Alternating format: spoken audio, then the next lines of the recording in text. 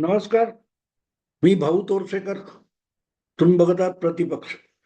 मित्रांनो, आवाज खराब आहे यासाठी आधीच माफी मागून घेतो.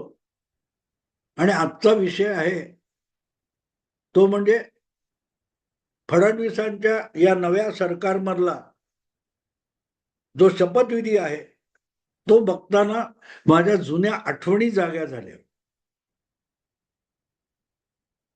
कोणाच्या कसल्या आठवणी जाग्या झाल्या मला माहित नाही, पण मला हा सगळा शपथविधी बघत होतो तेव्हा जयंत पाटील तो बघतायत का असं सारखं मनात येत होतं.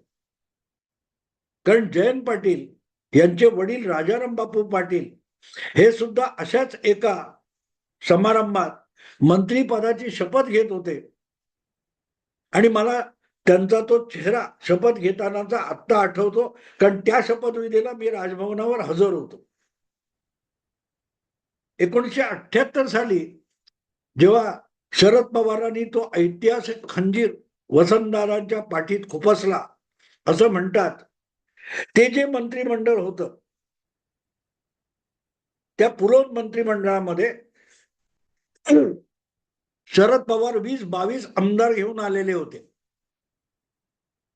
जनता पक्षाचे 99 आमदार होते. आणि जनता पक्ष म्हणजे आजचा भाजप, कालचा समाजवादी पक्ष, त्याच्यानंतर संघटना काँग्रेस, असे वेगवेगळ्या पक्षांचं एक कडबोळं होतं. आणि त्या कडबोळ्यामध्ये 77च्या लोकसभा निवडणुकीपूर्वी पक्ष सोडणारे राजाराम बापू पाटील इस्लामपूरचे हे देखील जनता पक्षात सहभागी झाले होते.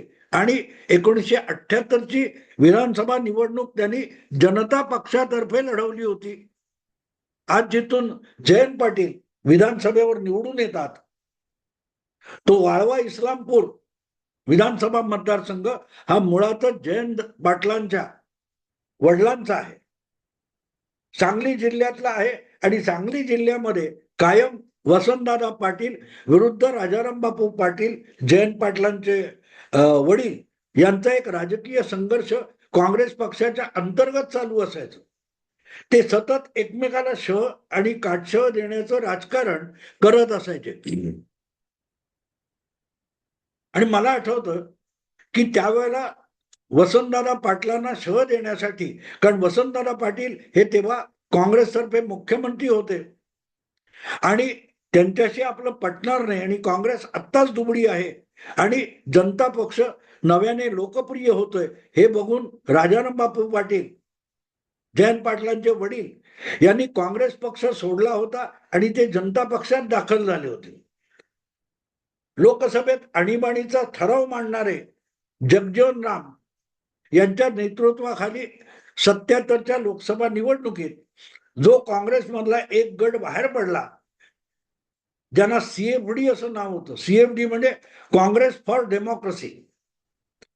हेमावती नंदन बहुगुणा आणि उत्तर प्रदेशचे हेमावती नंदन बहुगुणा आणि ओरिसाच्या नंदिनी सतपथी यांना सोबत घेऊन जगजीवन राम यांनी काँग्रेस पक्ष सोडला होता आणि ते जयप्रकाशांनी जमवलेल्या विरोधी आघाडीत सहभागी झाले होते.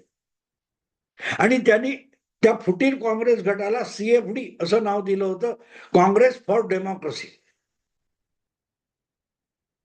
राजाराम बापू पाटील, जयंत पाटलांचे वडील, त्यावेळेला जगजीवनराम बाबूंचा नेतृत्व मान्य करून काँग्रेस विरोधी गटात सहभागी झाले होते. आणि पुढे त्याचं जे जनता पक्षात रूपांतर झालं तेव्हा राजाराम बापू पाटील जनता पक्षाचे नेते आणि उमेदवार म्हणून इस्लामपूर वाळवा या मतदारसंघातून निवडणूक लढले होते.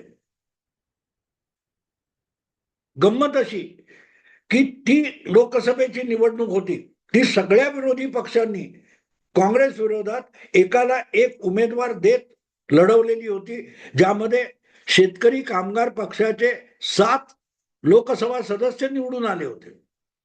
7. शेतकरी कामगार पक्ष, मार्क्सवादी कम्युनिस्ट पक्ष, समाजवादी पक्ष, असे सगळे, संघटना काँग्रेस, असे सगळे एकत्र होते.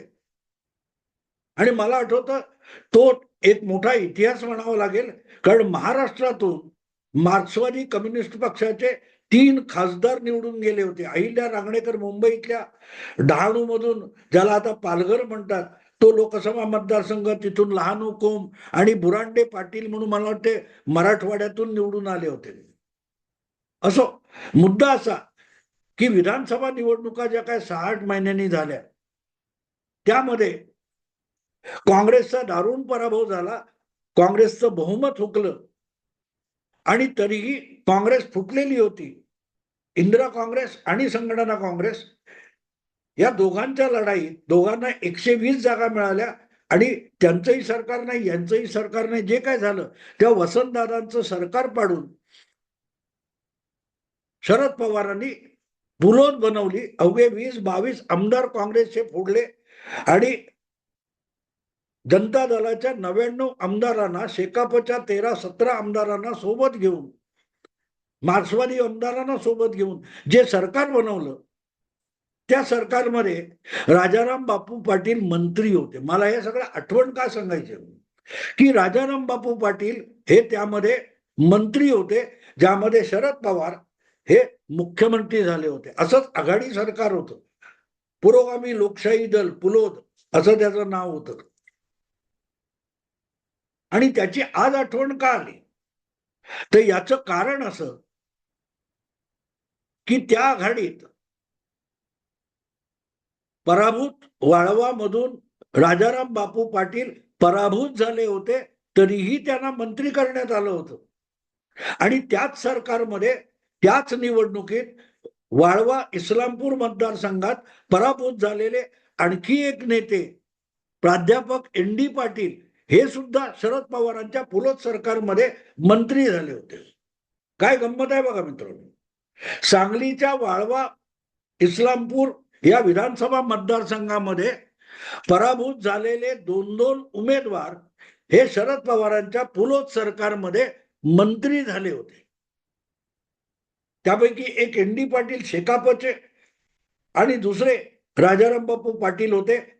पण जनता दल आणि शेकाप यांच्यात जागा वाटप होऊ शकलं नाही, म्हणून शेकापने स्वतंत्ररित्या निवडणूक लढवायची ठरवली आणि त्यामुळे राजाराम बापू पाटील विरुद्ध ND पाटील अशी लढत झाली होती. पण दुर्दैव असं की हे दोघेही उमेदवार वाळवा इस्लामपूर मतदारसंघात पराभूत झाले.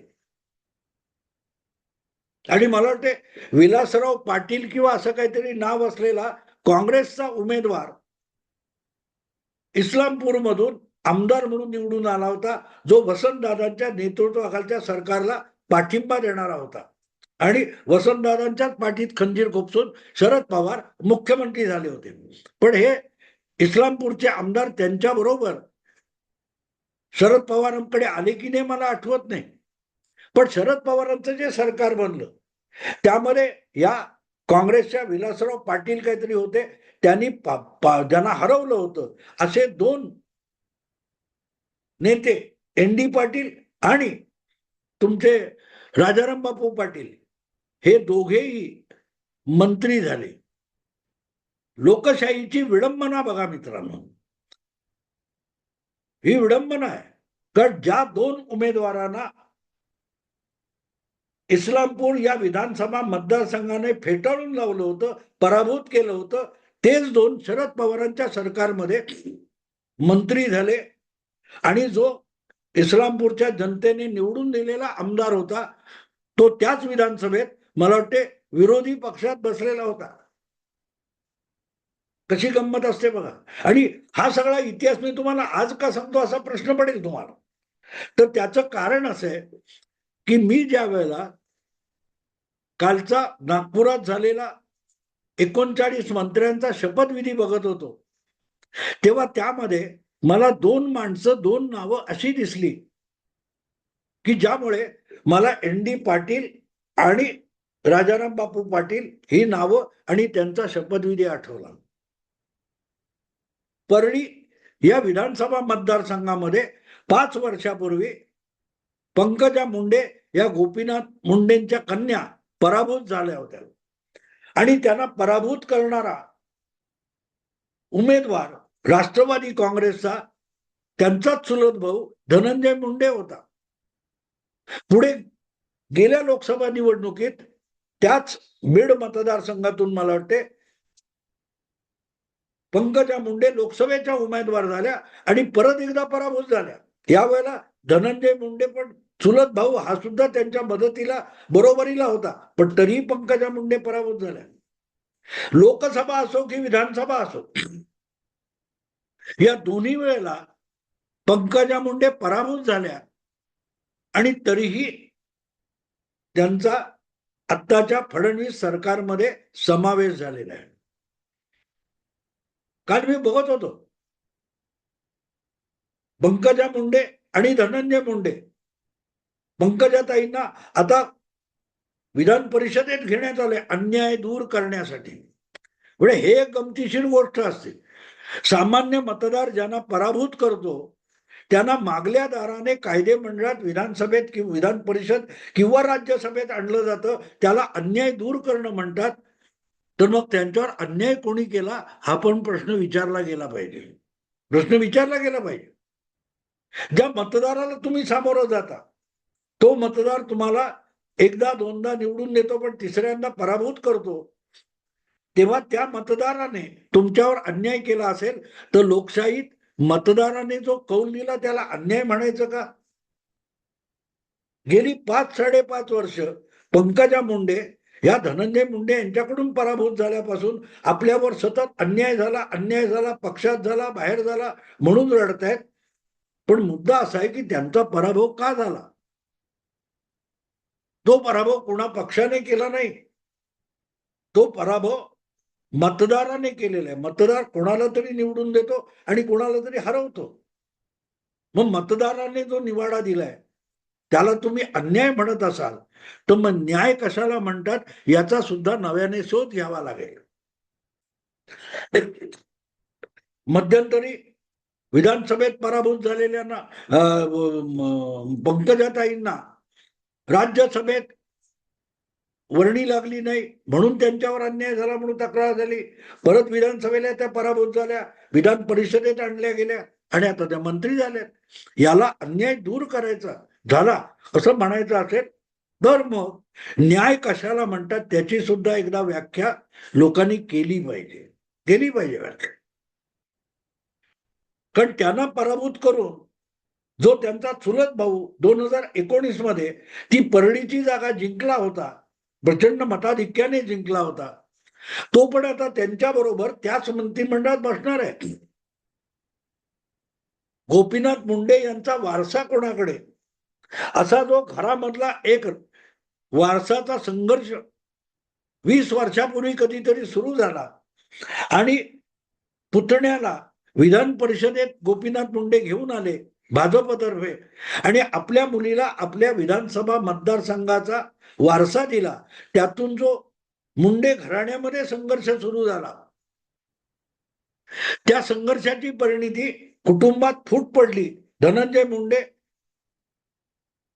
राष्ट्रवादी काँग्रेसमध्ये गेले, तिथून अजितदादा शरद पवारांच्या आशीर्वादाने मोठे झाले आणि शेवटी त्यांनी त्या परळी मतदारसंघावर चुलत्याचा वारसा आपल्याकडे आहे असं दाखवत 2019 मध्ये आणि परत 2024 मध्ये तो परळी मतदारसंघ जिंकला. त्याला पंकजा मुंडे यांच्यावरचा अन्याय कसा म्हणता येईल? आणि आता त्या दोनही भावंडांना एकाच मंत्रिमंडळामध्ये मंत्री करणं हा कोणाला न्याय आहे? हा वंजारी समाजाला न्याय आहे? हा ओबीसीला न्याय आहे? कोणाला न्याय आहे? मित्रांनो, याचा गंभीरपणे विचार व्हायला पाहिजे. आणि म्हणून मला हा सगळा जुना इतिहास आठवला की पुलोद सरकारमध्ये त्या इस्लामपूर मतदारसंघात एकमेकासमोर अटीतटीने लढलेले दोन्ही उमेदवार पराभूत झाले. प्राध्यापक ND पाटील आणि राजाराम बापू पाटील. आणि त्यांना हरवणारे आणि मतदाराने निवडून दिलेले हे विरोधी पक्षात बसले आणि ND पाटील आणि राजाराम बापू पाटील हे शरद पवारांच्या सरकारमध्ये, पुलोद सरकारमध्ये मंत्री झाले होते. मित्रांनो, लोकसभेला आणि त्याच्या आधी विधानसभेला ज्या पंकजाताई आपल्या मतदारसंघात पराभूत होतात, मतदार त्यांना पराभूत करतो, त्यांना कुठल्याही मार्गाने मंत्रिमंडळात घेऊन येणं हा न्याय असू शकतो का, विचार करा. हा न्याय असतो का, विचार करा. माझं व्यक्तिगत, मी त्यांना कधी भेटलेलो पण नाही कोणाला, मी नेत्यांना भेटत नाही.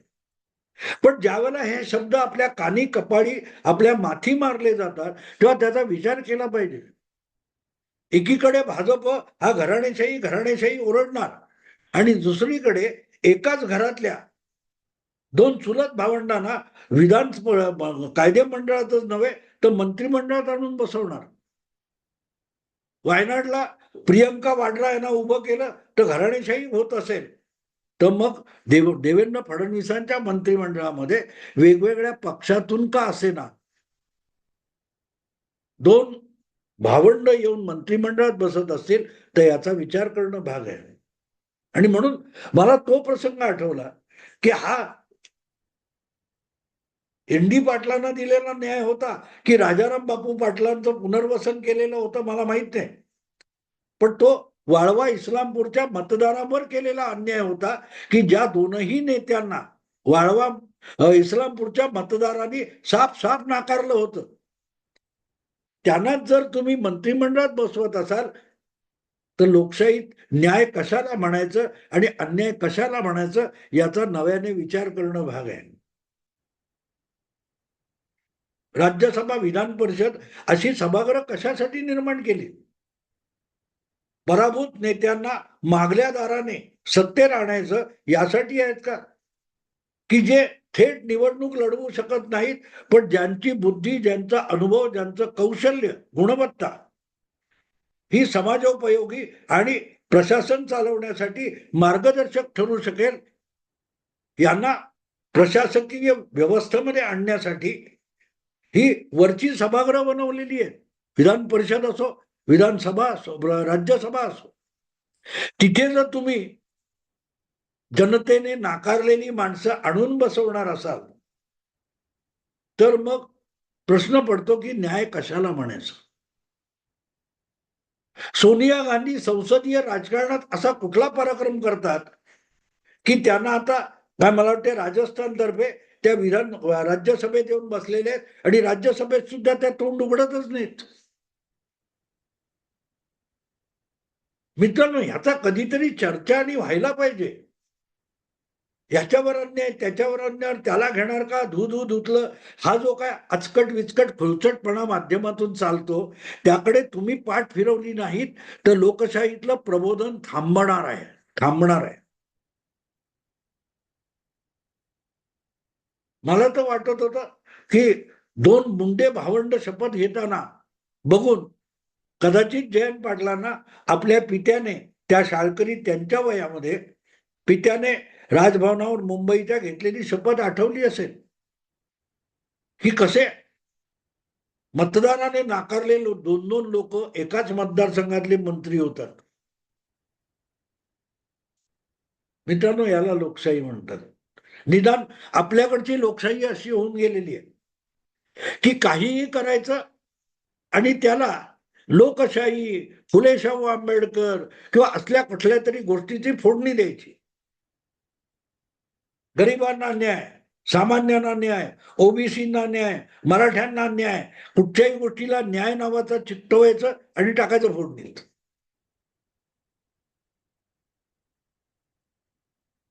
आणि मग इतरांनी काय करायचं हा पण प्रश्न असतो. ज्या वेळेला असे आदर्श आपण निर्माण करतो,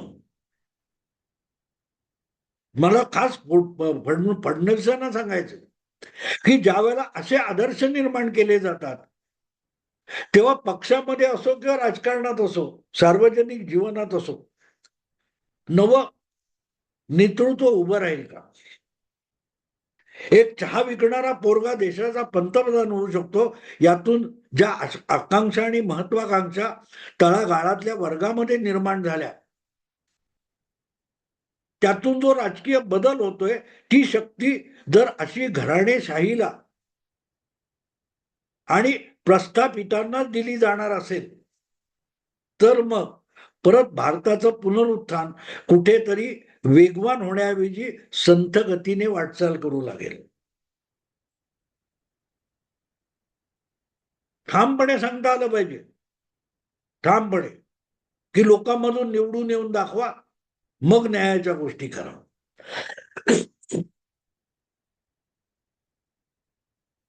तडजोडी असतात मित्रांनो, तडजोडी असतात. भाजपमध्ये सुद्धा विधानसभेत निवडून आलेले 132 आमदार आहेत. तुम्ही विधान परिषदेतल्या कोणाची तरी तिथे वर्णी लावता, तेव्हा जनतेमधून निवडून आलेल्या एक माणसावर तुम्ही अन्याय करत असता.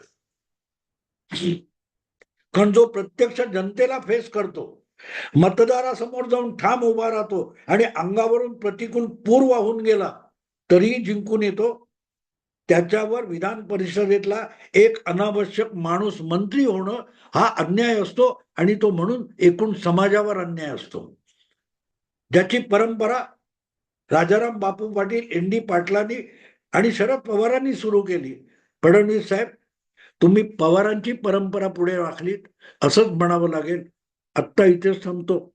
आवडलं लाईक करा, शेअर करा आणि प्रतिपक्षाला सबस्क्राईब करा. नमस्कार.